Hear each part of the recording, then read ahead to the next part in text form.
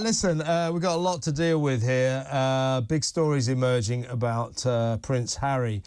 I'm not quite sure what to do first. Well, look, he's on his way to make this olive branch trip, apparently to Britain, to try and mend bridges with the family, with his royal family that he's basically at war with. But let's cover what's happening tonight here in Britain on the British channel ITV. Prince Harry will take part in a documentary in which he blames the split between him and the British royal family, his feud with his brother, his feud with the king, with the whole family, his estrangement from his relatives here in Britain. He blames it not on his behaviour, but on his fight, his war with the British popular press, who he's constantly taking to court and suing them left, right and centre. He sort of he says that's the main reason. And what he kind of implies, he doesn't say it out loud, but this is effectively what he's saying is, I'm fighting the war, they should all be fighting, but they're a little bit shy. They don't want to have a battle with the media in Britain because they need the media. I'm brave enough to do it. They're not, and that's why they don't talk to me anymore. Nothing to do with calling them all racists or anything like that. Nothing to do with all those spiteful stories you told in your nasty little book Spare. Nothing to do with your behaviour since you've been in California, lobbing grenades across the Atlantic, making money out of insulting your family. Nothing to do with that. It's just your war with the British popular press. That is deflection on an epic scale, isn't it? It's never, ever his fault. It's always someone else's, isn't it? Yeah, I mean, I can honestly say I don't think I've ever, in the last 4 years, I have not seen Prince Harry take responsibility for anything. And you're right, he does say in this ITV interview that he believes this pursuit, that he, this campaign that he is truly just so invested in against the British tabloids is the central issue when it comes to him and his family. And as you said, hints at the fact that he's more courageous because he's willing to take it on. He's the more courageous one. He's slaying dragons, he's said in the past, very dramatically. I do think that there are a lot of different versions that we've heard over the last few years. So in classic Harry and Meghan form, get your story straight. Harry and Meghan's issues with the British royal family aren't about race. They aren't about Harry and Meghan being more popular, which is what they said Not anymore. during what they said during the Netflix series. And they aren't about Prince Harry being braver than his brother or dad for taking on the tabloid media. And if you look at the way this has been marketed, Kevin, this has been marketed there are multiple celebrities featured in this documentary, but who is leading the pack when it comes to the headlines? Prince Harry. The journalist sits there and pokes at him until she gets the sound bites she needs about his family. Who is advising this man?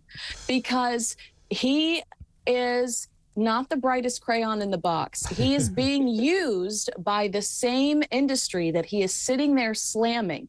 He's being used by ITV. ITV took those glorious sound bites, they pumped them out all over the internet, and now we're all talking about them because ITV is milking this man's name, his status, the scandal that surrounds him, the clickbait associated with him. At what point is he going to have a team of people around him that say, you know what, the risk is not worth the reward here? And with this interview, it looks like, is it more detrimental to his cause than positive? Because I'm sorry, but you can't accuse the royal family of not living a life of service because they're not jumping on this bandwagon with you, which again is, reading between the lines of some of the things he said, using the word service, that key word. Oh, God. When in reality, what service is he supplying to anyone? To celebrities. It's a group of celebrities that are complaining about something, and I'm sorry that happened to them, but Prince William's over here giving us a tangible playbook on how he's going to pursue ending the homeless crisis. We've got the early years, Kate and William and the King, they've provided us with tangible things that are helping real human beings and looking towards the future for people that aren't as privileged as Prince Harry. And Prince Harry sitting down in a documentary to talk about him and his friend Hugh Grant in their privacy being violated. Well, I'm sorry, Harry, that's not the hill you should die on. When you wrote about your brother's private parts and your sister-in-law's text messages within the pages of Spare, like it just looks ridiculous. Absolutely, and you're right about that. There's nothing better than interviewing someone who, shall we say, is not the sharpest pin in the pack, because you always get good quotes out of them. And Harry should think about that. He should reflect on what happened to his Uncle Andrew, another famously dim person who ruined his life when he sat down with Newsnight. Harry should be a lot more careful with who he sits down to, and perhaps a lot more realistic about his own level of intelligence. And here's another thing. The rest of the royal family, who is essentially saying, oh, they're too scared to take on the media. You know, they're not a dragon slayer like me. And by the way, Harry, the dragons will win. They're more powerful than you. But to say that what the rest of the royal family, the King, William, Kate, all of them, Anne especially, is they're sensible about the media. You know, you're in the spotlight in the royal family. People will write about you constantly, and you know, let's face it, you know, the stories won't always be true. You won't always like them. You've got to live with it. You've got to be sensible. You've got to be mature about it. This guy, you know, he's like a sort of Kevin, he has no purpose. Yeah. That's why this eats at him every single day, because he has no purpose.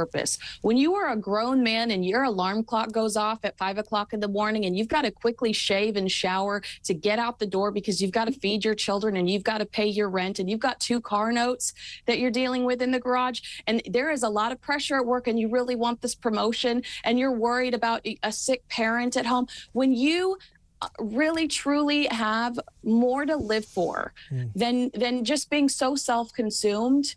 Absolutely. You know, you're right. I mean, this is all about somebody that doesn't have a higher purpose. And this is about somebody that has too much time on his hands. And just to your point, this is about trust. Your family probably trusts the British tabloids a hell of a lot more than they trust you today. You're right. You need to reflect on that, okay? You need to reflect on that. Yeah, but he doesn't reflect on anything except his own wonderfulness. He can't see outside of his own small bubble.